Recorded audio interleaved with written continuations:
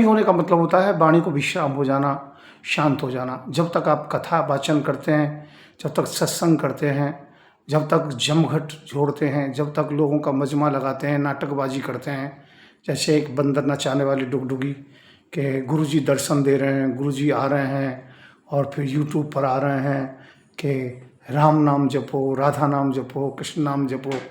ये जब तक बेकार की बातें करते हैं तब तक समझ लो ज्ञान नहीं है।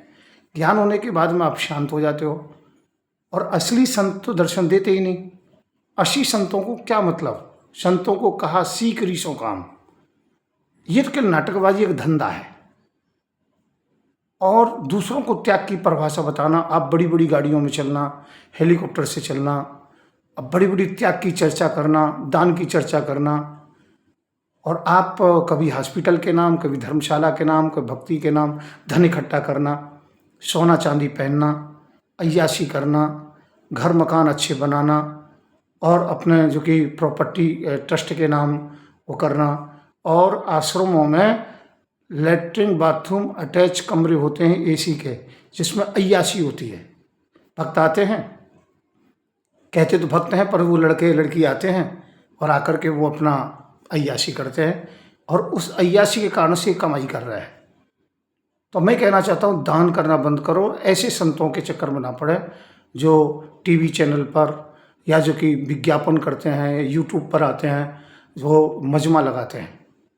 ऐसे संत के दर्शन करो जो गऊ के गोबर से छौंका देता हो, गऊ की सेवा करता हो, भिक्षावृत्ति करता हो, कोई प्रचार प्रसार ना करता हो। ऐसे को सदगुरु बनाए तो आपका कल्याण होगा। नहीं तो ध्यान रखना, गुरु और चेला दोनों ही नरक को जाएंगे। सच्चे गुरुओं का संग छोड़ दिया है। प्रचारक जो होते हैं, जो नाटकबाज होते हैं, पाखंडी होते हैं, जो यूट्यूब चैनल इत्यादियों पर चलते रहते हैं, जो तरह तरह की जो कि बेकार की बातें करते रहते हैं, संतों को कहा शीघ्र सो काम, उन संतों के चक्कर में आप पड़े हुए हो।